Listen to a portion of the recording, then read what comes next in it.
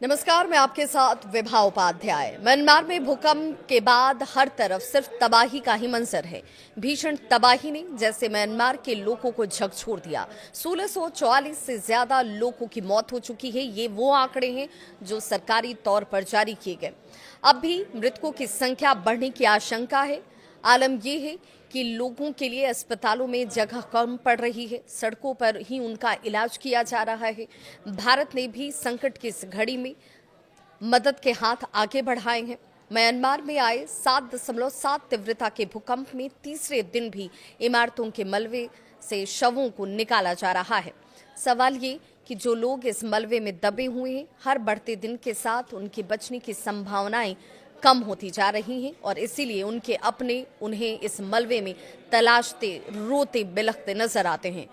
मृतकों की संख्या 1644 तक पहुंच चुकी है। ये वो आंकड़े हैं जो जारी किए गए हैं। उधर देश भर में फोन, बिजली, जिन सेवाओं पर इसका असर पड़ा है उनमें फोन सेवा, बिजली, इंटरनेट बंद होने की वजह से लोगों को अपनों के साथ संपर्क स्थापित करने में भी परेशानी उठानी पड़ रही है। मरने वालों के आंकड़े की बात करें तो ये बढ़ भी सकती है, इसकी आशंका जाहिर की जा रही है। सेना के नेतृत्व वाली सरकार ने यहां पर भूकंप में 2376 लोगों के घायल होने की बात कही। 30 लोग अब भी लापता हैं। ये वो तमाम आंकड़े हैं जो आधिकारिक तौर पर जारी किए गए हैं।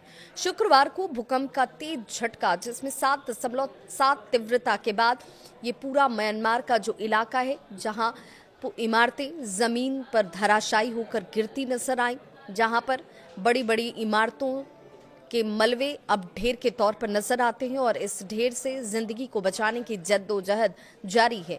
म्यांमार लंबे समय से गृह युद्ध की चपेट में है और अब इस भूकंप के झटके ने लोगों की जिंदगी को तबाह कर दिया है। पहले से भी एक बड़ा मानवीय संकट जो है इन लोगों के लिए बना हुआ था और ऐसे में राहत और बचाव कार्य की बात करें तो काफी मुश्किल का सामना इस वक्त म्यांमार को करना पड़ रहा है। म्यांमार के पड़ोसी देश थाईलैंड में भी भूकंप का झटका महसूस किया गया था और वहां पर भी तबाही के निशान दिखते हैं। राजधानी बैंकॉक समेत देश भर की बात करें तो अन्य क्षेत्रों में भूकंप के बाद बड़ी बड़ी इमारतें जो हैं वो जमींदोज होती नजर आई। हालात ये है कि अस्पताल में जगह कम पड़ चुकी है। सड़कों पर ही अस्थायी तौर पर मरीजों का इलाज किया जा रहा है। इलाज सामग्री और दवाओं की कमी ना हो, इसलिए म्यांमार की सरकार को सीधे तौर पर भारत की तरफ से मदद का हाथ आगे बढ़ाया गया है। म्यांमार की सड़कों पर ही देखिए किस तरीके से जो तस्वीरें हम आपको दिखा रहे हैं, ये तस्वीरें बताने के लिए काफ़ी हैं कि यहाँ पर ही अस्थायी तौर पर अस्पताल का निर्माण कर दिया गया, जिसके पास जो सुविधा नजर आती है वहीं पर लोगों की जान बचाने के प्रयास किए जा रहे हैं। सरकार के स्तर से बात करें तो सरकार ने भूकंप प्रभावित क्षेत्रों में खून की मांग सर्वाधिक बताई है और इसीलिए लोगों से आगे बढ़कर मदद की अपील की है। कई जगहों से राहत सामग्री जरूर पहुंच रही, लेकिन घायलों को संभालने के प्रयास इस वक्त सबसे ज्यादा प्राथमिकता में शामिल हैं। 7.7 तीव्रता के भूकंप के बाद म्यांमार में शनिवार शाम तक कम से कम 5 झटके जो हैं एक के बाद एक महसूस किए गए, जिससे लोग संभलने के प्रयास में जैसे ही रहते वैसे ही दूसरा एक झटका उन्हें लग जाता और सबसे तेज झटका 6.4 तीव्रता का था और लगातार आ रहे इन झटकों से लोगों में दहशत का माहौल है। म्यांमार सांगाइंग फॉल्ट पर स्थित जो इंडिया फ्लैट है और सुंडा फ्लैट है वो अलग अलग इसे करता है और जिस वजह से यहाँ भूकंप का खतरा हमेशा बना होता है। म्यांमार और थाईलैंड में विनाशकारी भूकंप से भारी तबाही मची है। सैकड़ों लोगों की जान जा चुकी है। हजारों की संख्या में लोग इससे प्रभावित हुए हैं और संकट के इस घड़ी में भारत सरकार ने पड़ोसी मुल्क म्यांमार की मदद के लिए अपना हाथ आगे बढ़ाया है। भारत ने म्यांमार के लोगों को मानवीय सहायता पहुंचाने के लिए ऑपरेशन ब्रह्मा की शुरुआत की है। अब आपके मन में सवाल ये होगा कि आखिर ऑपरेशन ब्रह्मा का नाम देकर किस तरह की मदद म्यांमार को भारत कर रहा है।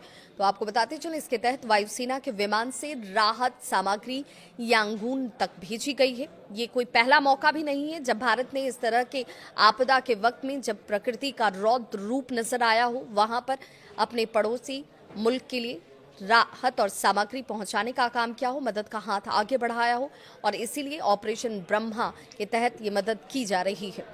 भारत सरकार समय समय पर संकट की ऐसी परिस्थितियों में आने वाले दूसरे देशों के लिए जरूरी सहयोग मुहैया कराने में खास अभियान चलाती रही है और एक बार फिर से भारत सरकार ने कहा है कि हर संभव मदद हमारी तरफ से म्यांमार को पहुंचाई जाएगी जब तक म्यांमार एक बार फिर से अपनी पूरे इस व्यवस्था को पटरी पर लेकर नहीं आ जाता है, यहाँ के लोगों तक राहत नहीं पहुंच जाती है।